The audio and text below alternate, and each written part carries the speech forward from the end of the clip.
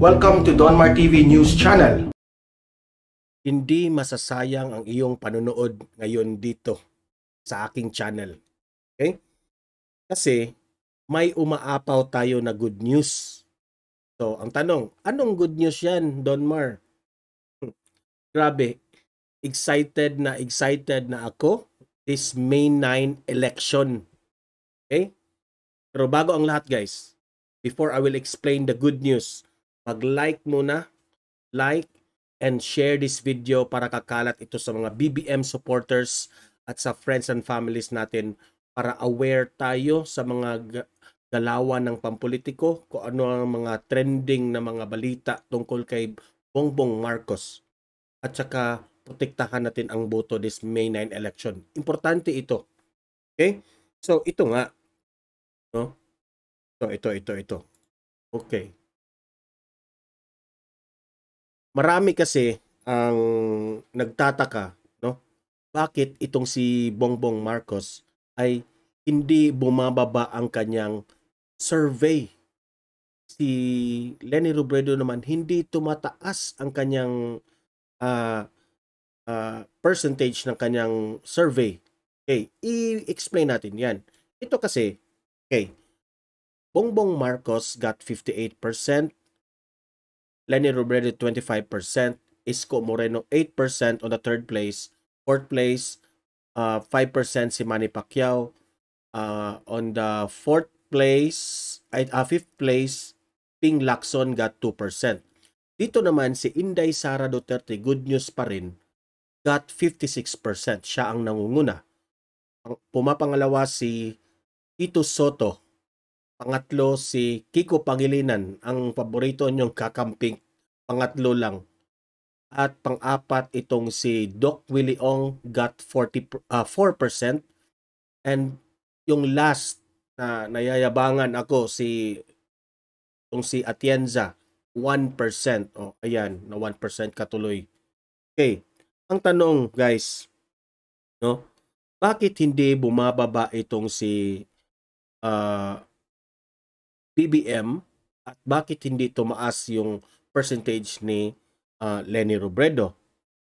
Number one dyan, factor, of course, dahil sa mga paninira ni Leni Robredo. Yan ang talagang number one factor. Nalalaman na ng taong bayan, no? Nakakahalata na ang taong bayan na puro na lang paninira, puro na lang mga propaganda para sirain o siraan si Bongbong Marcos. Na-compare ng taong bayan na yung kay BBM campaign is puros halos positive ang ibinigay nila sa tao. Binigyang impormasyon kung papaano ipauunlad niya ang bayan. Pero dito kay Leni Robredo, puro mga paninira, puro pang-aaway, mga kanilang martista, mga parinig. So, yan ang para sa akin, yan ang number one factor bakit hindi sila nakalabang sa survey ni BBM. So, deserve nila yan, di ba? Kaya kagaya nitong pinapalabas nila na propaganda na yung si BBM raw ang nagpalabas ng skandal ng anak ni Leni Robredo. Yun ang tumatalab yun sa tao. Nakakahalata na sila na hindi yun totoo, no? At pangalawa, itong nagpalabas itong si Leni Robredo na meron daw mga BBM supporters na na-convert na into kakampings, no? Pinaakyat pa nila sa entablado yung dalawang yung babae at yung lalaki, mag-asawa ba yun? Sabi nila, dating BBM daw yun at ngayon naging kakamping na. So mga ganong propaganda ba na hindi na kami dapat maniniwala, no? Hindi kami basta-bastang maniniwala sa mga ganyan. Kung nako-convert man yung mga taong yun, ewan ko sila kung anong kanilang mga reason, pero kami, hindi, pinagbasihan namin ang sa loob ninyo, kung sino yung plastic at sino yung hindi. Yun lang ang sa aking masasabi. Okay? Ito yung number one reason pa pala, guys, no? Na itong si ang mga BBM supporters ayaw kay Leni Robredo, no? Hindi bumaliktad. Ang number one reason is yung mga supporters rin ni Leni Robredo, yung ang lakas ng loob na sisiraan si BBM, saktan through their mga post, no? Kagaya noong group of students ba yata yun? Para mga estudyante kasi naglagay sila ng lapida na nakalagay Bongbong Marcos. Parang pinapatay na nila si Bongbong Marcos. Linagyan nila ng bulaklak yung lapida, nagpa-picture sila. Oh. Ganun bang style? Sa akin lang, bakit hindi nakapagpayo o nakapagdisiplina si Leni Robredo na ikaw naman ang leader dito? Si BBM nga lagi niya yung sinasabi sa kanyang rally na huwag tayong mag-aaway sa kabila o kay sino man. Let's be silent and just go on, no, sa pagpangangampanya, no, sa rally. Pero itong sa kabila, si Leni Robredo, parang hinihikayat pa niya ang kanyang supporters na aawayin si BBM. Yun ang kaibahan nilang dalawa. Kaya hindi tumataas ang rating ni Robredo. Yan ang totoong pangyayari na hindi talaga kayo tataas dahil sa mga negative campaigning nyo. Diba? Meron akong ipapakita sa inyo na ito raw ang explanation, ito yung mga pinaniniwalaan ng mga kakamping na mananalo raw si Leni Robredo. Ito. Google Trends. Yan. Na ito yung pinanindigan nila na mas marami raw na naniniwala kay Leni Robredo dahil dito sa Google Trends. Si Robredo raw ang pinakamaraming na search sa Google ng mga tao. Meaning, if pinakamarami ka, that means maraming interesado sa inyo. Yan ang sabi nila. So, kaya raw mananalo itong si Leni Robredo this election. Okay, let me comment and react on this. Okay, babasahin muna natin ito. This is conducted May 1, Google Trends, no? Ito ay nangyari. Ito ay makikita natin sa ating mga telepono. If you click the app Google, pwede tayong mag-search dyan kung anong gusto nating mga words na hindi natin naiintindihan. Doon natin malalaman ang mga answers ng meaning, mga tanong natin pwede. Okay. Dyan, ang sabi nila, Leni still on top. Kiko widens lead over Sara for VP. Mas marami daw ang nag-search kay Leni Robredo at kay Kiko Pangilinan. Yan. Yan. Sabi nila, okay, babarahin ko ito. Kung ito ang pinaniwalaan nyo, mali kayo. Alam nyo ba kung bakit? Ano ko muna? Babasahin ko muna yung mga percentage nila. Sa Google Trends, si Leni Robredo got 55%. He's the rank 1. Second place, Bongbong Marcos, 24%. Third place, Isko Moreno, 10%. Fourth place, Manny Pacquiao, 8%. And last, fifth place, Ping Lacson, 3%. For Vice President naman, si Kiko Pangilinan raw ang nangunguna sa mga research ng mga tao sa Pilipinas. Got 47%. Pangalawa si Inday Sara Duterte, 38%. Tito Soto got 12%. Sa third place yan. Fourth place, Walden Bilyo, 2%. Pang last itong si Leto Atienza got 1%. Mas naglamang pa si Walden Bilyo kay Lito Atienza. Okay. Lahat ng mga datos na ito, lahat ng mga nakikita nyo dito na data, hindi ko sinasabing mali ito. Okay? Tama ito lahat. Tama yan lahat, pero hindi yan ang reason, pruweba o basihan na mananalo itong si Leni Robredo at si Kiko Pangilinan dahil sila ang nangunguna sa Google Trends. Ang tanong, Donmar, bakit? Bakit? marami tayong botante sa Pilipinas. Almost, I think, 60 million voters, registered voters here in the Philippines. Ngayon, hindi ito basihan kasi itong 55% ni Leni Robredo na siya ang nauna at 47% ni Francis Pangilinan, Kiko Pangilinan na 47% na siya rin ang nangunguna sa vice presidential race. Lahat ito, puro ito mga kakamping ang nag-search. Kaya ganyan. Okay?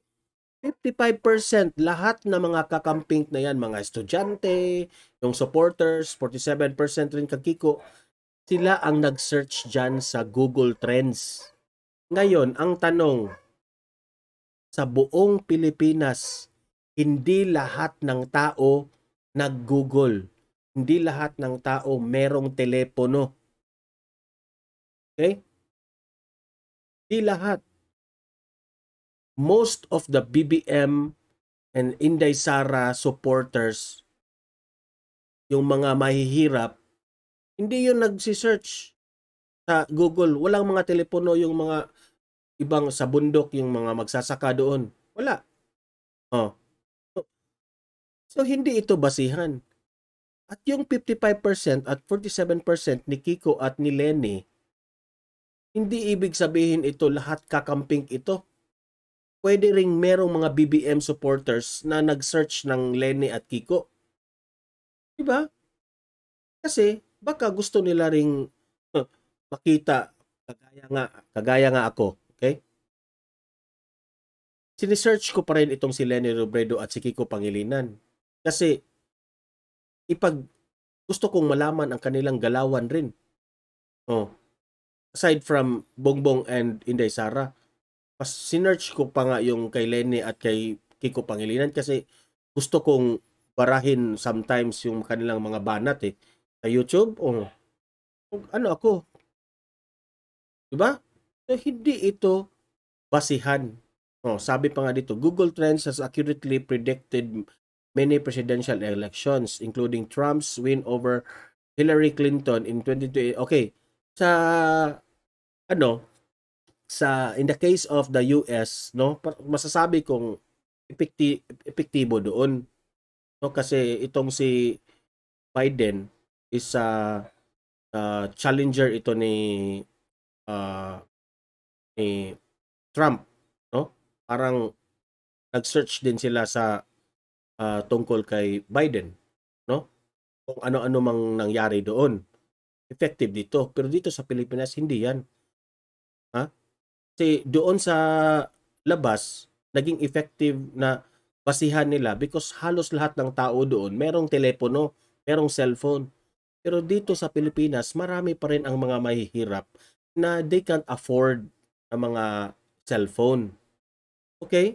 So, mga kakamping, isip-isip din yung utak ninyo.